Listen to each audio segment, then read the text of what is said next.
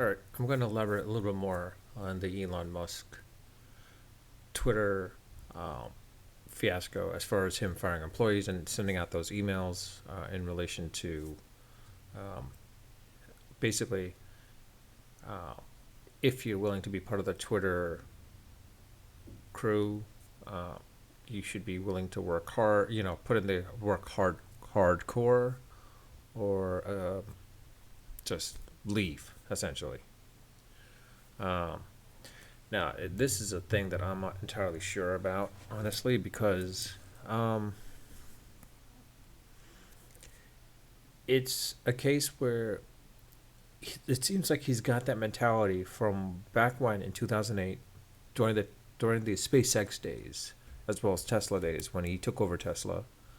As far as um, trying to make it what it is, and first off, survive. First off, it was more about survival with those two companies.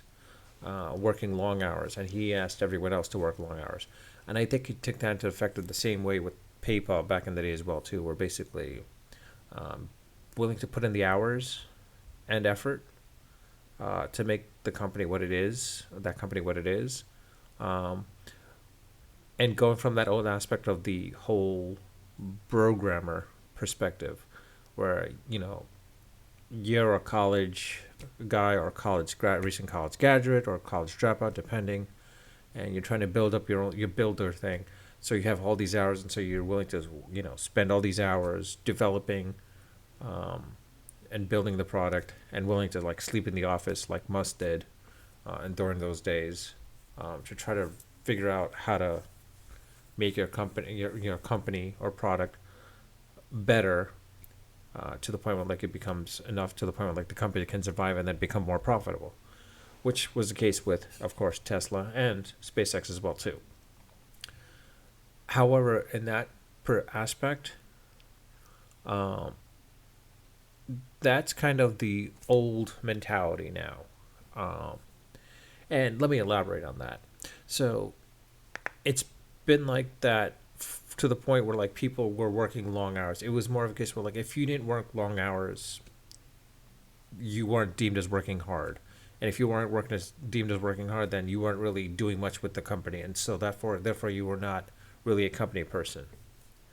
But in reality, what you really want to look for is the right talent. So you want to hire the right talent, and of course, everyone tries to hire the right talent. But the thing is, when you hire the right talent, they can effectively help build the product slash the company into what it is, with minimal effort or minimal amount, not minimal effort, but minimal amount of hours required. Case in point, I could put myself as a classic example. So I admit I was not that good, um, technically speaking. I'll admit now I'm not that good right now, and it's not a self-deprecating perspective, but it's more of I have a lot of I know there are some shortcomings, especially when it comes to programming and functional programming for that matter. I'm like very weak at that stuff. Um, but when it came to building out stuff, I would work long hours, but more of a case because like you're in a zone, you don't want to like lose that zone, so you would work to get into that zone, and while you're in that zone, basically just develop what you're developing, and that's it. There were times where I was never in that zone, and I was just like there to work hard just to make sure things were running, or make things up and running, or get things up and running, basically. But I came to the realization like there was no purpose in doing that. If I just worked smarter, essentially, I could have done all of that within a matter of 3 hours versus going the long route. And because I was working those long hours, people saw me as a hard worker, but in reality, I wasn't really working as hard as I should have been. It was to the point where I feel like if I pushed myself to a different direction, um, I would have gotten things done much more efficiently and effectively at a much shorter time frame, uh, and have a social life at that point as well too. And it was because of that I was for me everyone was like looking, okay, they don't want to get rid of me because the fact is like he's a hard worker, he's working long hours, etc. Basically, in reality, knowing what I know now, if I saw myself seen myself doing that, first thing I'd question is why are you working long hours? This makes no sense. You got to question why would you be working long hours, um, and then two is like what is the problem exactly that you're trying to solve, and is it a problem that you need to get done that needs to be done right then and there, or is it something that can be sort of, I hate to say this, but in a scrum aspect, broken out to bits, smaller pieces, and then work from that aspect. Um, and I came to realization that I never did that. I just basically did what I did, basically working those long hours when I shouldn't have, because I wasn't using my time effectively. Basically, it was more of a case where I was just basically just feeling that the old mentality of like, oh, I got to work long hours. Working long hours means you're working hard. Working hard means you're looking good for the company and you're a company man. To the point where like I've come to the realization like, no, like that's not entirely true now. You get the right hire in place. If there was the right hire in place, they could have gotten some stuff done very effectively and quickly, much more efficiently than I would have done at that point too. And I'll admit there were times where like we hired, as my deficiencies, were seen. We hired other people to come in and essentially fill in those gaps that I lacked in skills. But it was also that same mentality as well too, where like they were like, okay, let's do this, and it was a point where like, no, yeah, it was to a point where they were essentially creating something of extra work, which was unnecessary at that point because trying to solve the problem, we were adding more work or adding more complexity to the problem versus just solving a simple solution, coming up with a simple solution. And that was one of the things I realized that I didn't need to do. It was more of a case of like, look, it's a matter of the problems are usually simple if you break it down into its simplistic form and then try to solve for that. And I think that's the same aspect of what's going on right now with Twitter, basically, where Musk is seeing that people working from home, they must not be working and all, they're not working hard, whatever it may be. We need to measure their performance by seeing if they're working hard or something like that. But in reality, I think performance should be measured more of your outcome of what you do. And I think a lot of people are recognizing that as well too, because in reality, that's what it is. But the problem is like by performing to your means and go maybe sometimes be above that, into solving the problems that are occurring within the department, company, or the product itself. It's a matter of, like me, basically, it's one of those things that I don't look for self gratification. Self gratification is more of like knowing that I build the product and it's working, it's scaling, and it's doing really well. The aspect of like boasting about yourself or like promoting yourself publicly to everyone out there is like there's never a need to do that.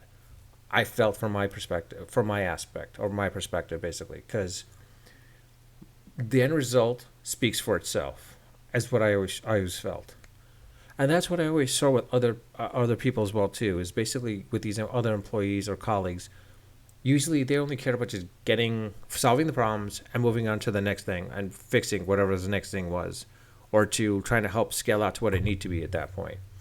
It was a case where like they would fix it, get it done, on to the next, and it was never a case of like they didn't care about promoting themselves about like, hey, I fixed this, I saved money, blah, etc., whatever it is. It's more of like, look, I came in here, try to do what I need to do. That's it. Usually, you'll get recognized from that perspective if that was the case. Then there are those that actually are like they're around you. Those that are around you, or sometimes managers for that matter, or project managers, that try to take the claim or credit for that as well too. And sometimes it's rightfully so, sometimes it's not. But it's more of a case where like each person wants to stay relevant within that company, I think. And that's another aspect as well too. That was one of the things I felt I was doing back then in my old days, where I need to, by working long hours, I felt that was my relevancy within the company as well too. And I think that was a case, that's still the case here now. And that's why I think Twitter Musk is trying to do at this point is like, look, we're gonna work. I want you to work hardcore, i.e., I want you to be relevant within the company. But in reality, well, like again, I think it comes down to basically this: you hire the right talent or the right people, you should not have to worry about them working, those extraneous hours that essentially. Um, I mean, I guess, granted, yeah, it's hard to find those right people, but usually that's where these performance metrics come into play. These OKRs, as I hate to say that word, like KPIs, but these metrics are there. There are metrics in place for that, where you're basically trying to create those points of like recognizing, okay, or those goals, basically, of like trying to achieve those goals. But sometimes those goals aren't always achievable, but you can still measure it to a perspective at least. Like what was the downcoming, what was the the shortcomings of it, or the factor is like what was the issue that fell short for the product to come be released and whatnot. There could be extenuating circumstances, dependency on one other thing, multiple dependencies, or to you yourself basically could be the problem itself too. And then there's the other aspect of like I mean, you can't see it every now and then. Burnouts do happen. It's happened to me, and I didn't recognize it honestly. I was like, oh, I can never burn out. But in reality, it's like I always thought it was like, for me, if my mind wasn't into it, it was like, okay, it's not challenging enough for me, or it's not, yeah, not challenging enough, or not something that intellectually stimulates me and is flexing my brain muscle per se. But I've come to the realization it was not that. It was more of a case of that wasn't the case, because there were some of these problems. Looking back now, some of the problems I worked in the past, I'm like, wait, those are some interesting problems that I could have solved. I don't understand why I didn't do it, and I realized it's because I was actually burnt out from my other projects at that point as well too. And so like burnouts do actually happen. I didn't realize that. I always argued against like burnout should never happen, but in reality, they do happen. But that's where I think also the whole work life balance comes into play as well too. If you can manage to have a life outside of work, I think that can translate into the workforce as well too, to be honest. Basically, the whole phrase happy wife, happy life. Same thing with this. It's happy life, happy work, or I don't know. I can't think of something clever or witty to come up with that's similar to that aspect. Or like, um, but yeah, it's I think from that aspect, you don't need that. I honestly, for me, my train of thoughts, going all over the place with this subject matter basically. But I think in this case, if I were to start my own company, I think for sure I would not want to hire people that's willing to work like the extra hours that are needed. The only way you would want to do those extra hours is like if something was failing production, then okay, that makes sense. But if this is something where you're building a product, there's no rush to build out the product unless even if someone's coming out with something that's similar to your product. It's a case of like who does it right, who does it correctly, who does it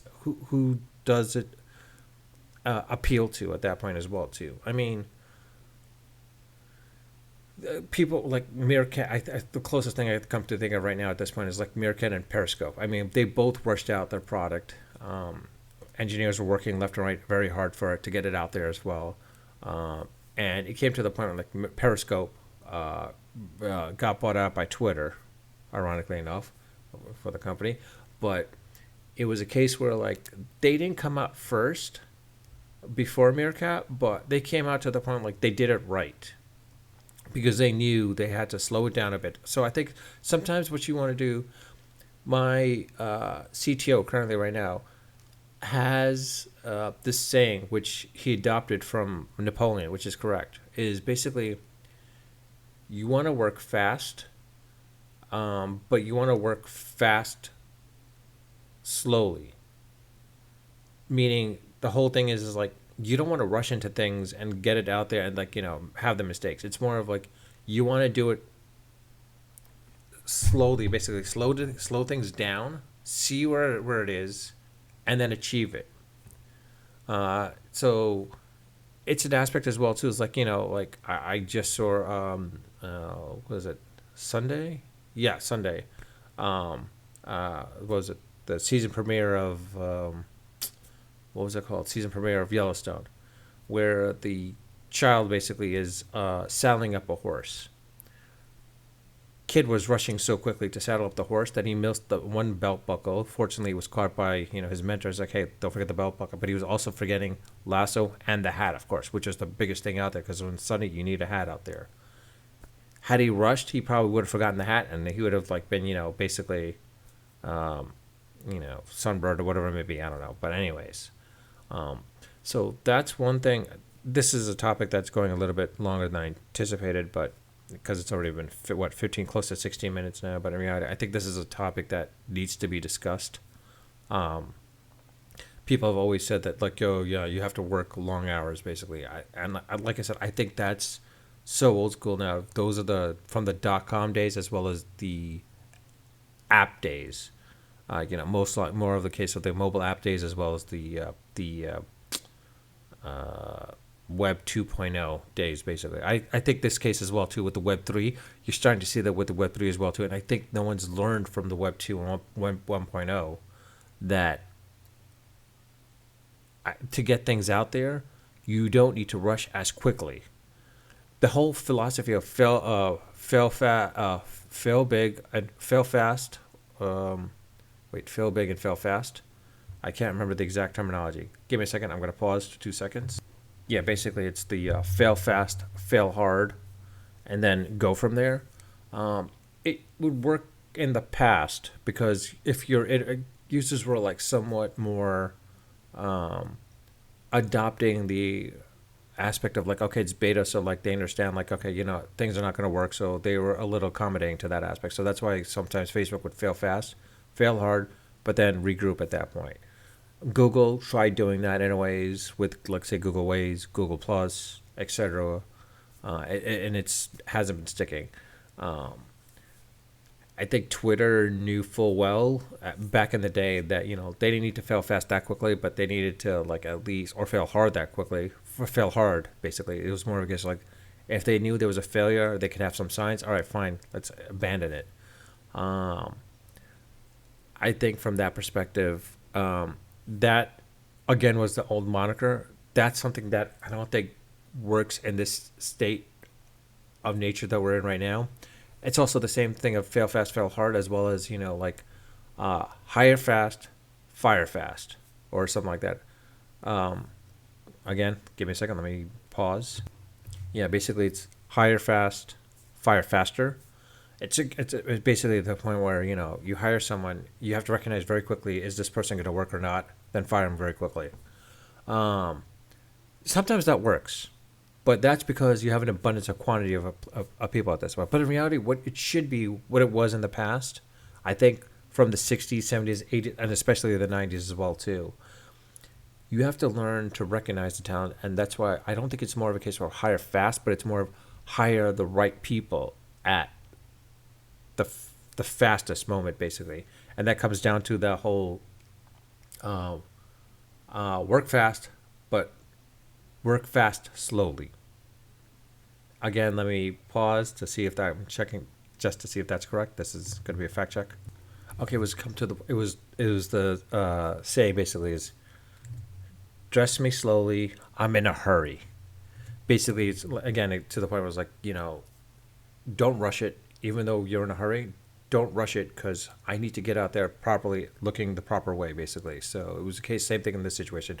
You want to hire fast, but you want to hire slowly to build fast, I guess.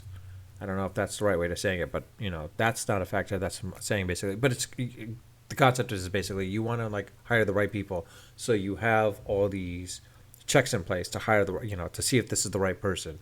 Sometimes tests make sense. Sometimes they don't. I mean, yeah, if you give a test or a project or some kind of like exercise to a person that has over 20 years experience, yeah, they're going to be insulted. I'm not doing this. This is not me. Like I've done this work for so long. Why would I want to do this again? That could be the case as well too. I've seen. Honestly, there were cases where, but if this is for newbies, like people right out of college or entry levels, or sometimes people just only 4 or 5 years experience, probably sometimes it makes sense to do that as well too. Give them an exercise, let them take it home, figure it out, come back within a couple of days. They come back within a couple of days, great. Problem is now you question them why they went that route and etc. And then you basically reconfigure the question that you gave them a little bit to follow up on that a little bit more, just to make sure someone else didn't do it for them. Because there's cases where you could give the test to someone, they could have someone else take it for you, they could coach on why they did it, and then go forward with that. And then the thing is like you don't really know at that point. So the one thing is you want to do is basically you want to question the person, give the exercise, question the person why they chose that method, but then give them some form of alterations of adding some stuff along the ways right there and see how they work at that aspect at that point in time as well too. Something very simple and easy so that they know what they did. Because if they can't get to it and they did this exercise the way they did, and they can't add to it, that means they didn't really do the exercise. They gave it to someone else at that point. And that's what I've seen that happen a few times as well too in my day when I was interviewing people. But again, I think the whole thing of Musk's mentality of or Musk's mandate to Twitter employees is you got to go hardcore or get out. That's so old school thinking, to be honest. But at the same time, I could see what he's trying to do, though. It does make sense from his mindset. Is he's not looking for employees to be hard workers. He wants the right employees working there. But I think he's looking for people that are going to be loyal to him.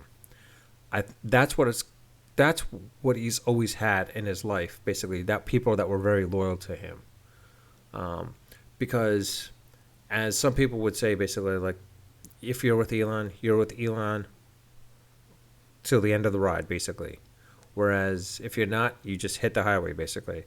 So it's more of a case where you go if you want to go this hardcore route. I think you're one. I think this is another way for Musk to also is what he's doing is basically he's trying to weed out his cynics, non-believers, to his actual those that believe he is God type of thing. Basically, to feed into his ego. It's exactly similar to Trump. We've seen this happen with Trump, and that's the whole thing. I think that he's trying to do that with Twitter because he bought out a company and he's like, you know what? I didn't build this company organically like I did with SpaceX, and partly with Tesla as well too. Because remember when Tesla, he got rid of a lot of people when he took over it. He got rid of a lot of people and then brought on some people that he knew. But there were cases where some people that were at Tesla left Tesla, took some of their designs, and basically were creating their own little things, such as the whole Fisker Karma thing, the design basically. It's it looks so similar at that time with Tesla back in 2009, 2009, that the guy wasn't a loyalist, so loyal to the company and loyal to him basically. And I think that's what he's trying to do. If it is, I could understand that, but the way to do that basically is you can still weed them out. It's just a matter of how you create that system to weed them out. That's the real question. And it's a little tricky one to do because by doing what he's doing right now, what he's trying to do right now, you're definitely going to lose good talent. And those talented people are the ones that are probably going to be the ones that are going to help create made Twitter what they are right now, as well as the back end as well too. Now it's a question of you get those loyalists, Musk loyalists, in place. Will they help make Twitter bigger again or better at least? I don't know. I think in this case, I think it's more of a case where I think he's just trying to clean house, and trying to basically because you're gonna even the people where he said for those that are exceptional can work from home. I think it's more of a case he's just letting them go basically. He's just gonna not let them go, but more of by doing this, it's more of he's trying to see if he can retain them. But in reality, he's gonna lose them. I mean, if these people are good enough, they can leave and join another very quickly. I mean, it's the whole thing with the whole fiasco of people criticizing Musk on Twitter, sort of correcting him in a ways, and he doesn't like to be corrected. It seems like I've honestly wondered if he was ever corrected publicly in a forum by his other peers. Like if Musk were to say something in relation to, I don't want to say SpaceX, or yeah, actually, you know what? Yeah, SpaceX. If he were to, say something like in front of other actual rocket scientists that was incorrect, and he was corrected, I have a feeling he would just troll the guys basically at that point. I think he would troll them. He's like, no, you don't know what you're saying. I know what he's saying, and like it's one of those guys like he's got that ego, where, like whatever he thinks he knows more than the other person, basically because the fact that I read up on this stuff, I understand it more. My mind is greater than yours, essentially, basically. Um, yeah, this is a little tricky one. As far not tricky one, but this is going to be something where I can see more Twitter people, more employees of Twitter leaving very soon. Um, yeah, again, you're welcome to subscribe. Again, these are my own opinions, by the way. My own opinions, no one else's. Um, Not reflective of my company, my family, friends, or anyone. Just myself. Uh, there was some fact checking I did there, as you saw, basically where I had to pause. So I can't say it was unedited, but it was sort of edited. It was paused just so I could look up some facts, but it was definitely unfiltered and definitely unrehearsed. You're welcome to subscribe. I would love to have subscribers, of course. I would love to have feedback by leaving, if you want to leave comments, and leave your feedbacks in the comments section, or if you have any questions or agree, disagree.